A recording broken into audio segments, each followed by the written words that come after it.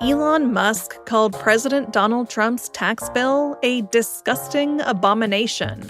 That's where we're starting the 7 from the Washington Post. I'm Hannah Jewell. It's Wednesday, June 4th. Let's get you caught up with today's 7 stories. Musk officially left his government role as the head of the cost-cutting U.S. DOGE service on Friday.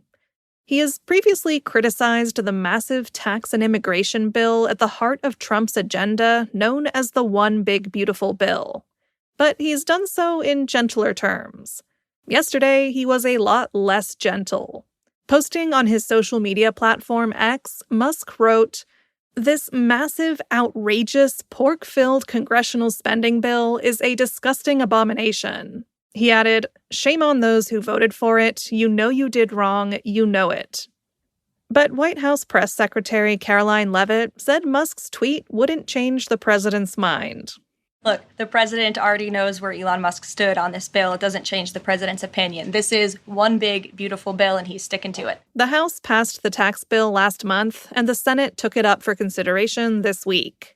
Republican leaders want it on Trump's desk for signing by July 4th. The nonpartisan Congressional Budget Office says the bill would increase the national debt by $2.4 trillion over the next decade.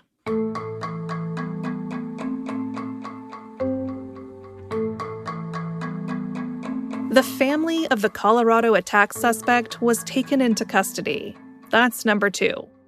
On Sunday, Mohammed Sabri Soleiman allegedly injured at least a dozen people. They were at a demonstration in Boulder in support of Israeli hostages in Gaza. Soleiman has been charged with a hate crime and attempted murder. Now, federal officials are going after his family. The White House announced yesterday that Soleiman's wife and 5 children had been detained and that officials are expediting their deportation. Homeland Security Secretary Kristi Noem posted a video about it on social media yesterday. Mohammed's despicable actions will be prosecuted to the fullest extent of the law. But we're also investigating to what extent his family knew about this horrific attack, if they had any knowledge of it, or if they provided support to it. Soleiman was born in Egypt and told investigators that he had lived in Kuwait for 17 years before entering the U.S. in 2022. Immigration lawyers told the Post that they struggled to recall similar examples, that is, of entire families being detained for deportation proceedings immediately after a relative was charged with a crime. And some immigration experts questioned the legality of deporting Soleiman's family members under a fast-track removal.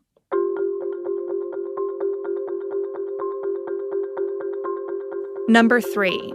U.S. tariffs on steel and aluminum doubled to 50% today. U.S. businesses that rely on metal imports are bracing for the effects of Trump's latest move in a global trade war. Higher tariffs on steel and aluminum took effect just after midnight. Trump has said that they will spur more U.S. production and create jobs. But they could also add higher costs and new uncertainty for businesses across the country. The new tariffs could also raise prices for all kinds of products, including smartphones, cars, and even canned food. Economists also warn that higher tariffs could drag down parts of the economy. Researchers estimated that Trump's 2018 round of 25% steel and aluminum tariffs may have added about 1,000 steel production jobs. But they also likely resulted in the loss of 75,000 jobs in U.S. manufacturing.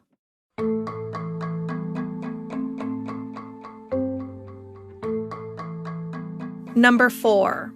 Ukraine attacked a vital Crimean bridge for the 3rd time.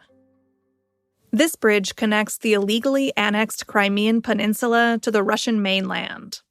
Ukraine's security service said yesterday that several of its pillars were damaged in an early morning operation. The agency said it had spent months covertly planting explosives beneath the water and that no civilians were killed in the blasts.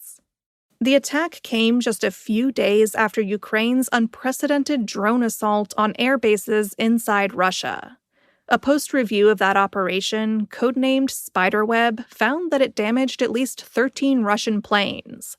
That includes bombers capable of carrying nuclear weapons. The success of the low-cost, low-tech strike against a more powerful adversary also has some in Washington worried. They fear the U.S. could be vulnerable to a similar drone attack.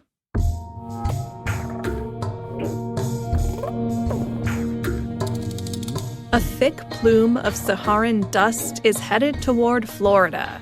That's our fifth story. If you live in the Sunshine State, you might get to see some vibrant, fiery skies this morning and evening. It's being caused by a plume of thick dust that has traveled across the ocean all the way from the Sahara Desert. But don't gawk at it too long. The dust will also cause haze and poor air quality. The plume will be at its thickest through tomorrow before it begins to dissipate. Meanwhile, Canadian wildfire smoke has also made the air dangerous to breathe in parts of the U.S. We have a city-by-city smoke forecast in our newsletter today. Find that in our show notes.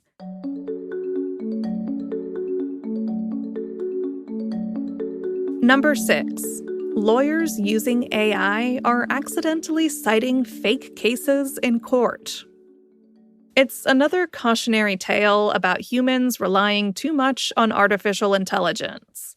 Courts across the country are seeing more and more filings from attorneys that back their arguments with non-existent research. One researcher found 58 cases of AI hallucinations filed in U.S. courts just this year. Judges aren't happy about it. They've been fighting back with fines and reprimands. And it's a potentially big problem. The American Bar Association has said that failing to vet AI output before using it in court documents could violate attorneys' duty to provide competent representation. But lawyers, like all humans, are hardwired to blindly trust AI. In our newsletter today, we have some handy tips about how you can maintain a healthy AI skepticism.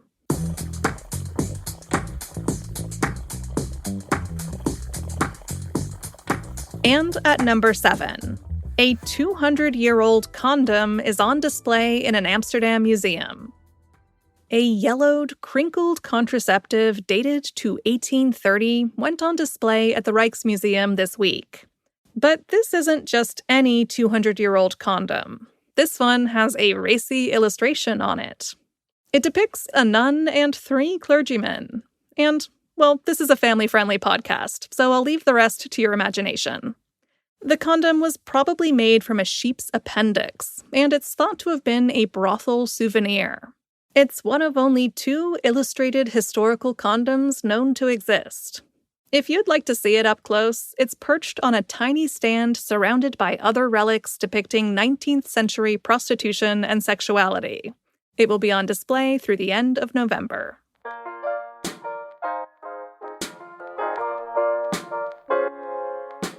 All right, you're all caught up. Thank you to everyone who left us a nice review the other day. Every 5-star rating warms my heart. And even better, they help other people find our podcast. That means we can continue to grow our reach and bring a short, dependable source of news in these confusing times. Don't forget to sign up for our newsletter, too. You can get the 7 Morning Briefing delivered to your inbox early every weekday morning. Find the link in our show notes. I'm Hannah Jewell. I'll meet you back here tomorrow.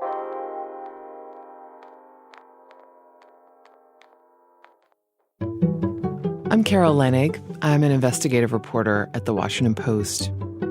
My basic assignment is to help readers understand complex government policies and government officials' claims and figure out if they're getting the true story.